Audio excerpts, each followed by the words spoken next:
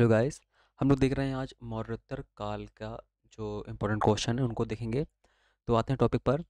अंतिम मौर्य सम्राट बृहदत्त की हत्या करके शुंग वंश की स्थापना किसने की थी? तो किसने की थी? ये की थी पुष्यमित्र शुंग ने। ठीक है, देखिए क्या था। अंतिम जो मौर्य सम्राट था बृहदत्त था। ठीक है, ये क्वेश्चन पहले ही बनता है आपका। हमने मौर्य वंश में सॉल्व किया था।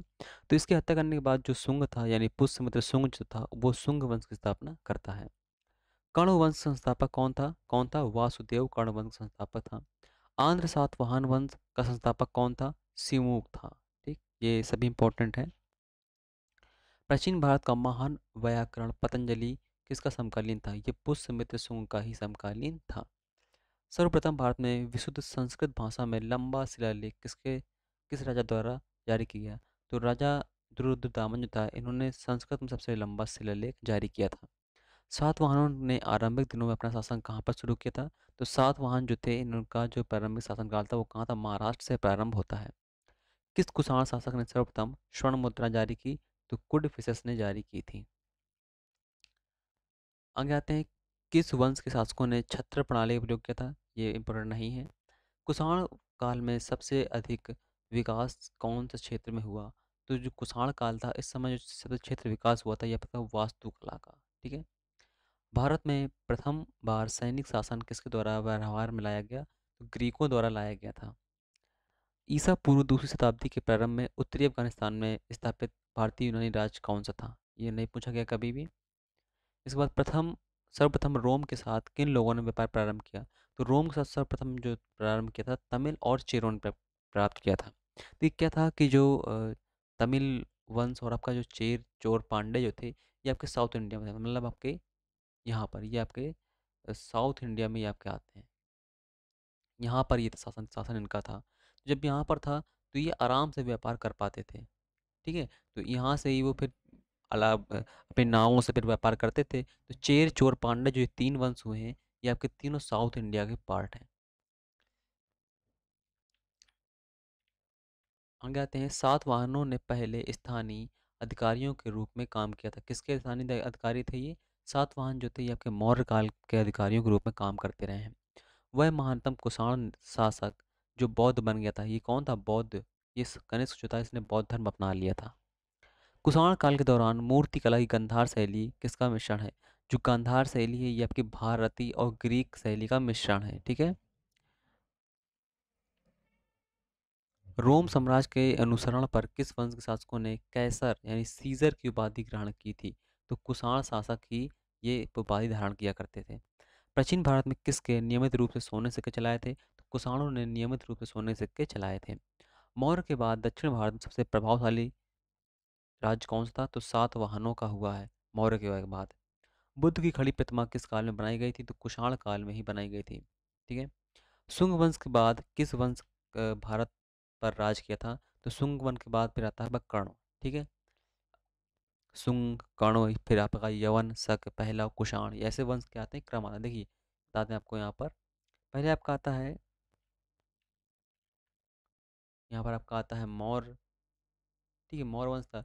मौर्य को जब फिर उत्तर मौर्य काल आता है आपका आता है, तो आपका फिर आता है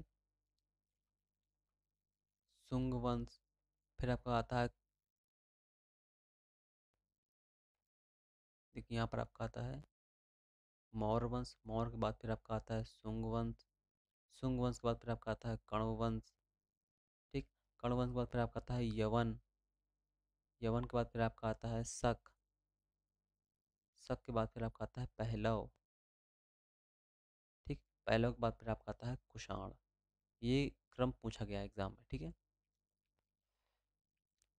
किस चीनी जनरल ने कनिष्क को हराया था? तो पेन चाओ। ये कभी क्वेश्चन नहीं आया है। ठीक है, ये कभी क्वेश्चन नहीं आया है, तो इसे चर्चा नहीं करते हैं।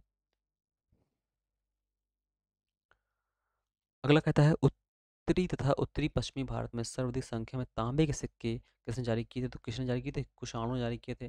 विक्रम संवत कब प्रारंभ किया गया था? तो 57 ईसा पूर्व में विक्रम संवत प्रारंभ किया गया था। इसीलिए जब भी हम कोई संवत निकालते हैं तो 57 प्लस कर देते हैं। ठीक है। सातवाहन शासकों की राजकीय भाषा क्या थी? तो क्या थी? प्राकृतक इनकी राजकीय भाषा थी।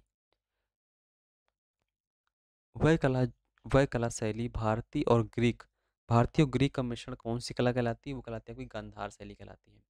कनिष्क की राजधानी क्या थी? तो कनिष्क की जो राजधानी थी वो थी पुरुषपुर। पुरुषपुर दूसरा नाम क्या था? ये था ना पेशावर। ठीक है, पेशावर आपका पड़ता है पाकिस्तान में। ठीक है। चरक किसके समकालीन थे? चरक जो आपके थे ये आपके भिक्षु थे, मतलब कि ये दवा बनाते थे, एक प्रकार से चिकित्सक थे। तो ये कनिष्क के समकालीन थे। तक्षशिला के प्रसिद्ध होने का कारण क्या था? तो तक्षशिला जो था गांधार कला शैली का प्रमुख केंद्र था। भारत में सर्वप्रथम स्वर्ण मुद्रा किसने चलाई? तो सर्वप्रथम इंडो बैक्टीरियन ने चलाई थी स्वर्ण मुद्राएं भारत में। किस संग्रहालय में कुषाण कालीन मूर्तियों का संग्रह अधिक है? तो कहाँ पर? मथुरा में मिलता है। किस वंश के शासकों ने ब्राह्मणों एवं बौद्ध भिक्षुओं को करमुक्त भूमि या गांव अनुदान देने की प्रथा प्रारंभ की थी? तो सातवाहनों ने प्रारंभ की थी। भारतीय रंगमंच में पर्दा का शुभारंभ किसने किया था? मतलब यवनिका यानी पर्दा प्रथा जो थी ये यूनानियों ने प्रारंभ किया था। भारत में महान रेशम मार्ग जिसे सिल्क रूट बोलते हैं, किसने आरंभ किया? तो कनिष्क ने इसे आरंभ किया था। शक संवत का प्रारंभ किस सम्राट के शासनकाल में हुआ था? तो कनिष्क के शासनकाल में ही हुआ था। तक्षशिला विश्वविद्यालय कहाँ स्थित था? ये आपका भारत में स्थित था। वर्तमान में तक्षशिला पाकिस्तान के रावलपिंडी जिले में स्थित है। प्राचीन काल में शिक्षा प्रमुख केंद्र था। चणक जो चाणक्य थे और चरक आदि ने यहीं शिक्षा प्राप्त की थी। ठीक है, तो जो तक्षशिला आपका कहाँ पड़ता है? पाकिस्तान के रावलपिंडी जिले में पड़ता है। और यहाँ से चाणक्य जो हैं और चरक जो हैं, यहाँ से इन्होंने शिक्षा प्राप्त की थी। प्राचीन काल में कलिंग का महान शासक कौन था? तो कौन था? खारवेल, जिसका अशोक से युद्ध होता है और हार जाता है।